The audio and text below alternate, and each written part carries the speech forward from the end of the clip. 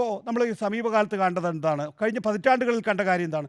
സോണിയാഗാന്ധി നേതൃത്വത്തിൽ വരുമ്പോൾ ഉടനെ വിദേശ ഇമേജ് വരുന്നു.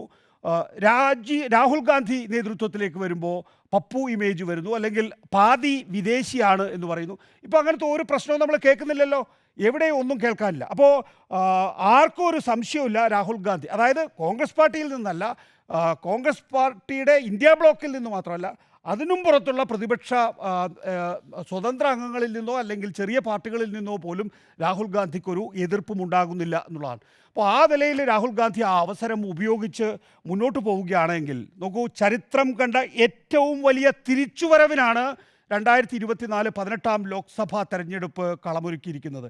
അതിൻ്റെ സ്ക്രിപ്റ്റിംഗ് ആണ് യഥാർത്ഥത്തിൽ നടന്നിരിക്കുന്നത്. ഇനി ആ സ്ക്രിപ്റ്റിനനുസരിച്ച് കഴിഞ്ഞിട്ടില്ല, ഇനി ആ സ്ക്രിപ്റ്റിനനുസരിച്ച് പ്രവർത്തിക്കണം. ആ പ്രവർത്തിക്കാനുള്ള 5 വർഷമാണ് യഥാർത്ഥത്തിൽ കിട്ടിയിരിക്കുന്നത്.